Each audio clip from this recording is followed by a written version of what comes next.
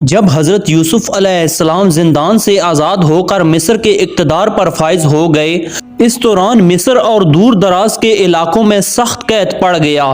قحط کے سالوں میں راشن سے غلہ لوگوں میں تقسیم ہونے لگا۔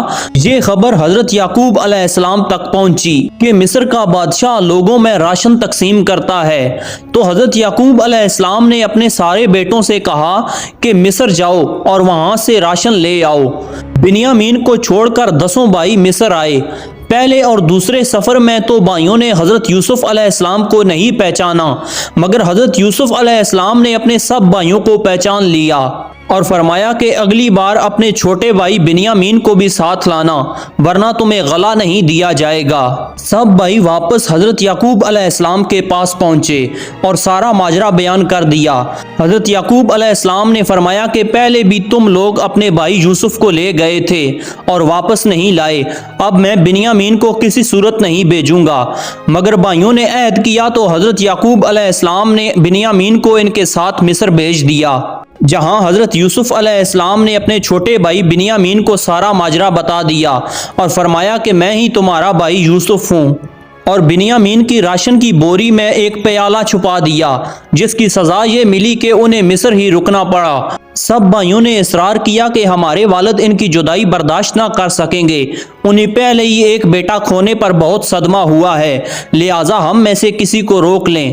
حضرت یوسف علیہ السلام نے فرمایا نہیں، پیالہ ان کی بوری سے نکلا ہے، لہٰذا انہیں ہی رکنا پڑے گا۔ چنانچہ سب بھائی مصر سے روانہ ہو گئے اور واپس جا کر اپنے والد حضرت یعقوب علیہ السلام سے بیان کیا کہ یوسف کے چھوٹے بھائی کو عزیز مصر نے قید کر لیا ہے۔ یہ سنتے ہی حضرت یعقوب علیہ السلام کا دل بھر آیا اور آپ علیہ السلام نے فرمایا کہ واپس تم سب بھائی عزیز مصر کے پاس جاؤ اور ان کے پاس میرا یہ خط لے جاؤ۔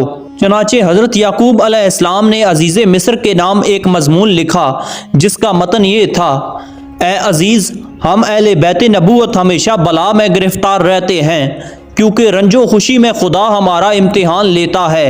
ادھر 20 برس سے اور زیادہ مصیبت پر مصیبت کا سامنا ہے۔ پہلی مصیبت یہ تھی کہ میرے سرور دل فرزند یوسف کو اس کے بھائی صبح کے وقت سیر و تماشا کی غرض سے لے گئے اور شام کو روتے پیٹتے اس کا کرتا خون آلود کر کے لائے اور مجھ سے بیان کیا کہ اسے بھیڑیے نے پھاڑ کھایا۔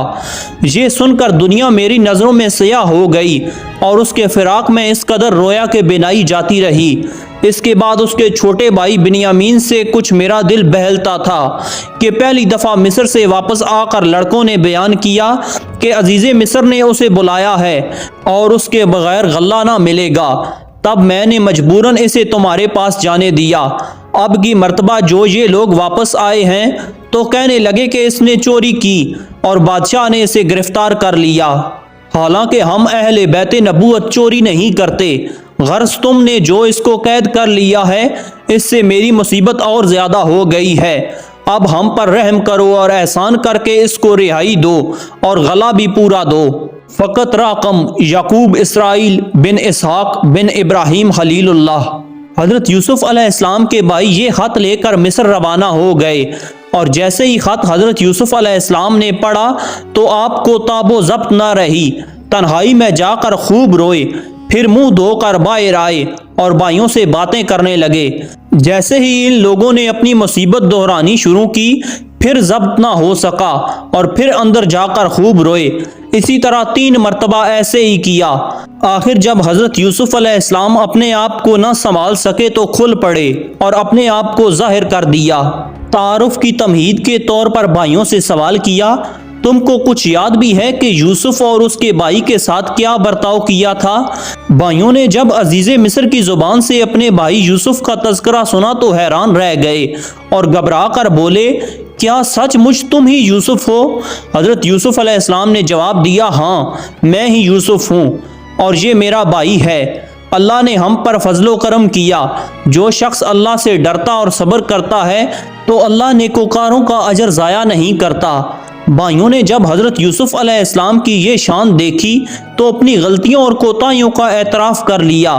آپ علیہ السلام نے بھی پیغمبرانہ عفو و درگزر سے کام لیتے ہوئے انہیں معاف کر دیا۔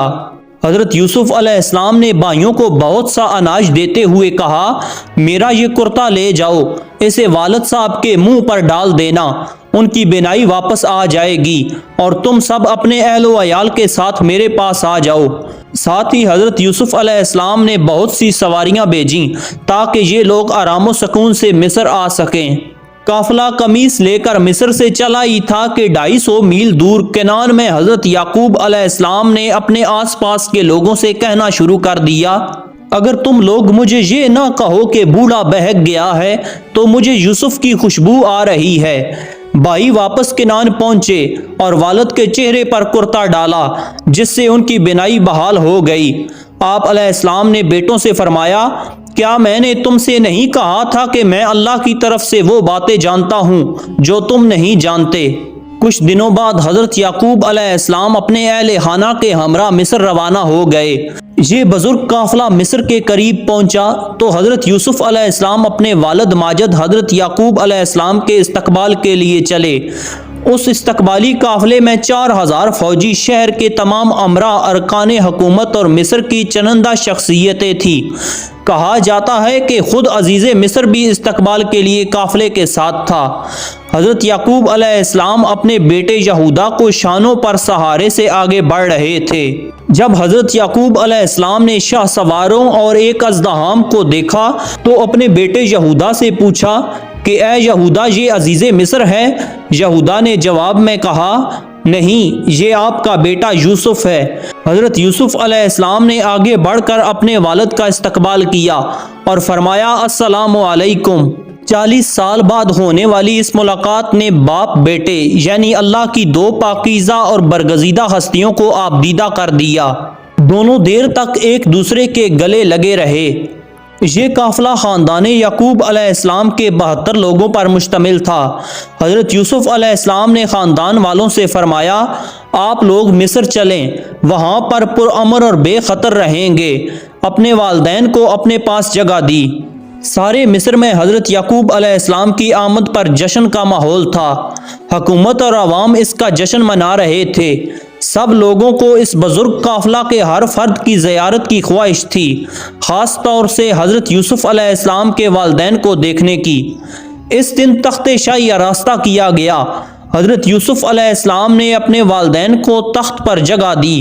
منظر کچھ اس طرح کا محسوس ہوتا ہے کہ حضرت یوسف علیہ السلام کے حکم سے ان کے والدین کو تخت شاہی پر بیٹھنے کے لیے جگہ مقرر کی گئی، باقی ان کے بھائی، ارکان حکومت اور عوام تخت شاہی سے نیچے اپنی اپنی مخصوص جگہوں پر بیٹھے ہوں گے۔ اس کے تھوڑی دیر بعد حضرت یوسف علیہ السلام اس جگہ پر نمودار ہوئے۔ قاعدہ کے مطابق سب نے حضرت یوسف علیہ السلام کی تعظیم کی تو آپ کے بھائی اور آپ کے والدین نے بھی حضرت یوسف علیہ السلام کو سجدہ کیا۔ یہ منظر دیکھ کر حضرت یوسف علیہ السلام کو اپنے بچپن کا خواب یاد آ گیا اور بے ساختہ انہوں نے فرمایا، ابا جان، یہ ہے میرے خواب کی تعبیر جس میں 11 ستارے اور سورج اور چاند میرے آگے جھکے ہوئے دکھے تھے۔ میرے رب نے اس کو سچ کر دکھایا، پس خدا کا مجھ پر احسان عظیم ہے کہ اس نے میرے خواب کو سچ کر دکھایا، اور جو میں نے سوتے سوتے دیکھا تھا الحمدللہ مجھے اس سے جاگتے میں بھی دکھا دیا، اور احسان اس کا یہ بھی ہے کہ اس نے قید خانے سے نجات دی اور تم سب کو صحرا سے یہاں لا کر مجھ سے ملا دیا۔ خوابوں کی تعبیر کے واقعہ ہونے میں کبھی کبھی کافی مدت گزر جاتی ہے۔ یہاں بھی حضرت یوسف علیہ السلام نے خواب بچپن میں 12 سال کی عمر میں دیکھا تھا اور اس کی تعبیر میں ایک مدت گزر گئی۔ کہا جاتا ہے کہ یہ مدت 40 سال کی تھی۔ حضرت یعقوب علیہ السلام کی عمر اس وقت 130 سال تھی اور مصر میں 17 سال زندہ رہے۔ حضرت یوسف علیہ السلام نے اس موقع پر شکرانے کے طور پر جو باتیں فرمائیں وہ دنیا کے بڑے سے بڑے بادشاہ کے لیے ایک نمونہ ہیں۔ دنیا کے بادشاہ عزت و وقار، قوت و اقتدار پا کر غرور اور گھمنڈ میں مبتلا ہو جاتے ہیں، مگر حضرت یوسف علیہ السلام نے جس عاجزی و انکساری سے اپنے آپ کو خدا کے آگے ڈال دیا اور عرض کیا کہ اے میرے رب، یہ حکومت، یہ بادشاہیت، یہ قوت و اقتدار سب تیرا ہی دیا ہوا ہے، یعنی با الفاظ دیگر وہ یہ فرما رہے تھے کہ اس میں میرا کچھ نہیں، سب تیرا ہے، اور ساتھ ہی اس کا بھی شکر ادا کرتے ہیں کہ خوابوں کی تعبیر اور معاملات کی تہہ تک پہنچنے کا علم بھی تو نے ہی دیا ہے۔ اے آسمان و زمین کے بنانے والے، مجھے دنیا و آخرت میں تیری سرپرستی چاہیے، اور میرا خاتمہ اس حال میں کرنا کہ میں تیرا فرما بردار غلام بنا رہوں، اور مجھے صالح لوگوں کے ساتھ ملا دینا۔ ناظرین، اگر آپ کو ہماری یہ ویڈیو پسند آئی ہو تو ویڈیو کو لائک اور چینل کو سبسکرائب ضرور سے کر دینا، اور اگر آپ کی کوئی رائے ہو تو کمنٹ سیکشن میں اس کا اظہار ضرور کیجئے۔ اپنا بہت سارا خیال رکھیے گا، ساتھ ہمارے اس چینل کا بھی۔ اللہ حافظ۔